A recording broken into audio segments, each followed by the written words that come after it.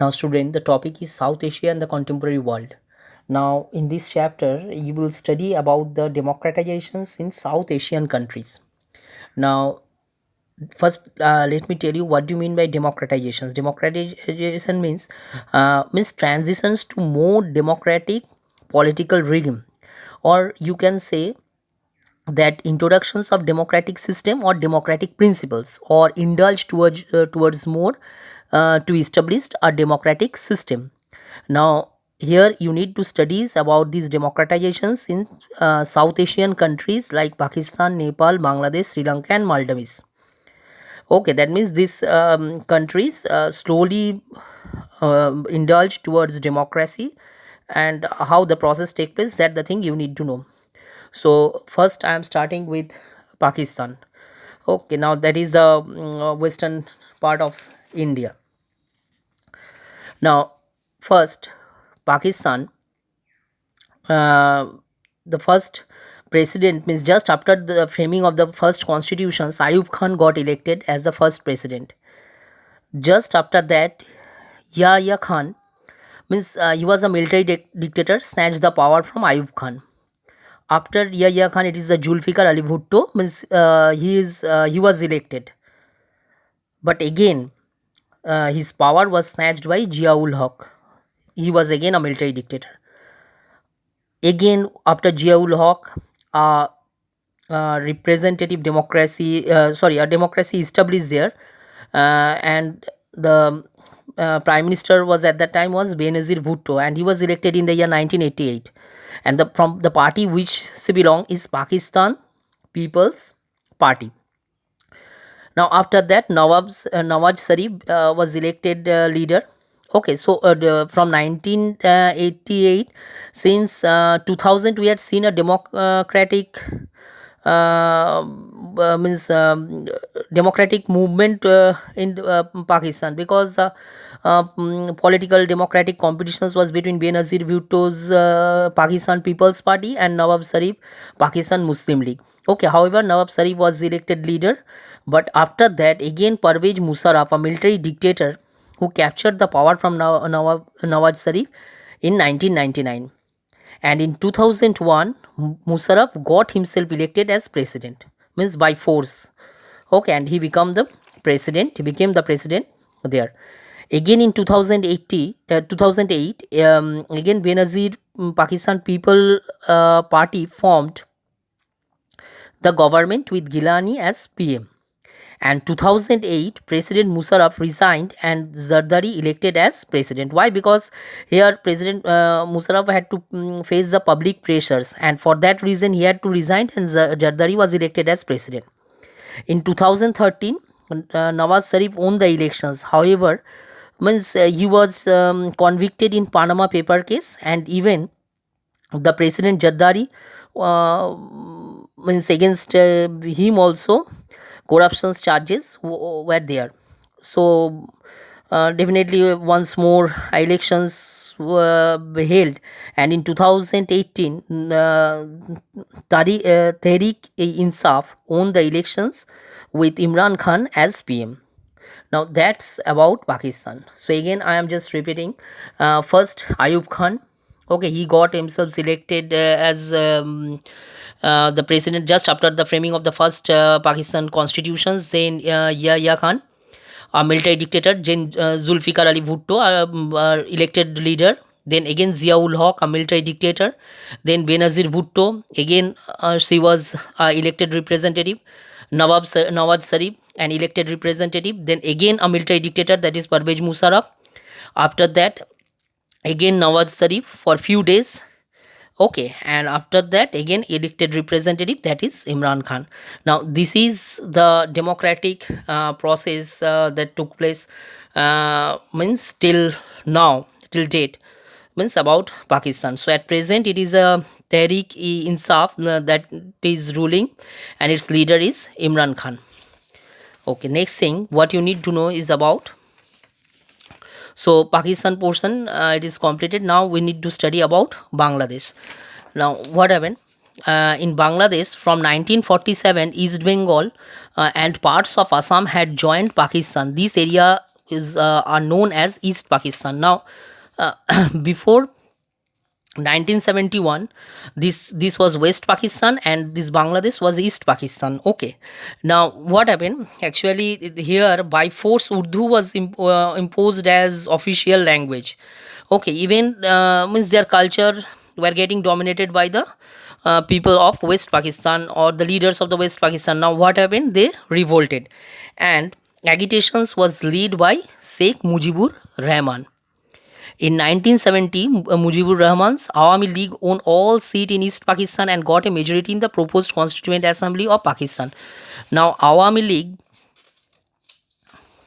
from this side won maximum seats, so definitely they will form the government in Pakistan, both in West Pakistan and East Pakistan. But the chance was not given to Awami League. Okay, and his party was not recognized, and he was imprisoned by Ya Khan. And at that moment, India supported for creations of Bangladesh, and thus it led to an open war between India and Pakistan in 1971, and it resulted the defeat of Pakistan and creations of Bangladesh in an independent as an independent nations. So just after the war of 1971, Bangladesh was created. Before, it was considered as East Pakistan. Okay, so now let's see what's happened, means the internal about the internal politics in Bangladesh. Now Bangladesh, Mujibur Rahman was the first president, but suddenly he declared himself just like a dictator in 1975 and abolished all parties except the Awami Leagues. Now it led to tensions. Now his power was taken by General Ziaur Rahman. Okay. Now, after again Ziaur Rahman, the power was captured by Lieutenant General, that is EM Irsad. Okay, in 1979. But now continuously from then there was a pro-democratic movement which forced Irsad to give up his power in 1991, and elections was held. And since 2006, Bangladesh had multi-party system. However, again, there was little bit changed in 2007 because emergency was imposed, as the strife between Bangladesh National Party and Awami League was at that time in a huge, means lot of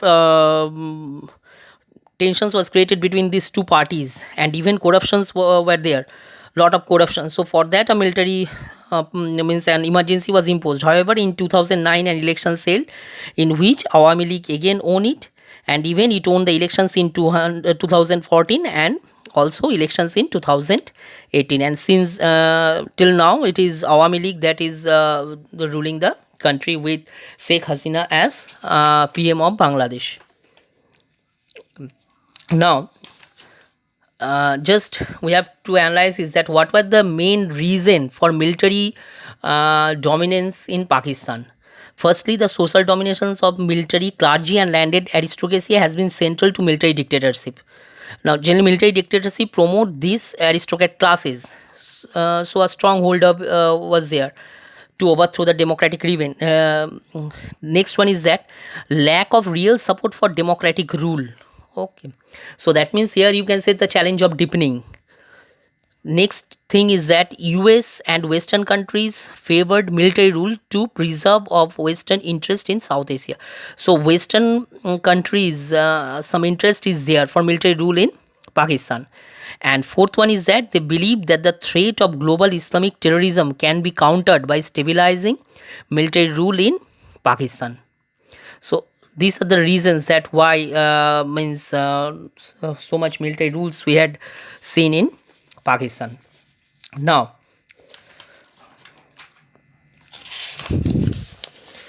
you need to know a little bit about Nepal.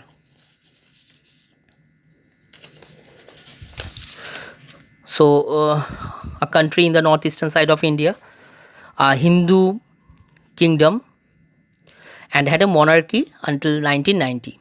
In 1990s, people movement was there against this absolute monarchy, and King Birendra granted them that freedom, okay, for constitutional democracy. But however, in 2001, King Birendra was murdered, and King Gyanendra became the king. And in 2005, King Gyanendra means it, imposed martial law in Nepal.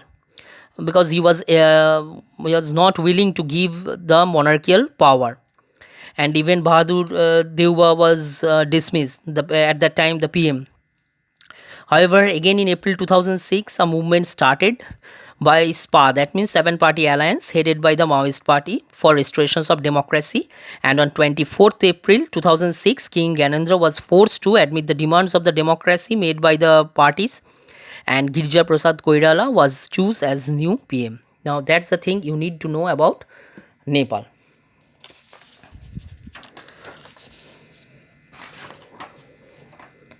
Now little bit about Sri Lanka and Maldives.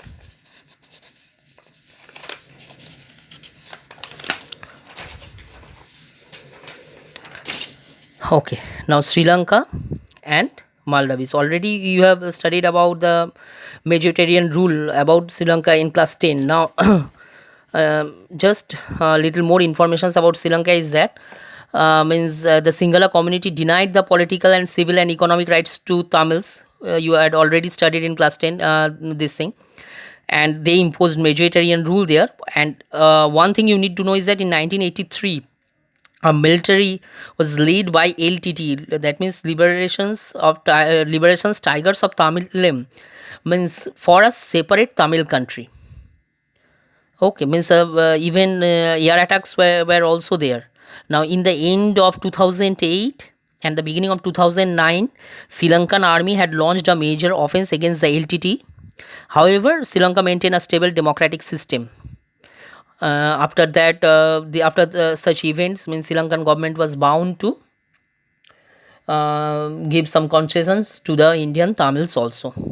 Okay, and now little bit about this Maldives, this island. Now in 1988, some Tamil militants from Sri Lanka attacked Maldives. However, Indian Air Force came along and protected Maldives from invasions, and India has contributed to the island prosperity, tourism, fishing, and development. So India supported a lot about to this island and protects from them from the LTTs. So that's what you knew. You need to know about this from the chapter. Okay, thank you.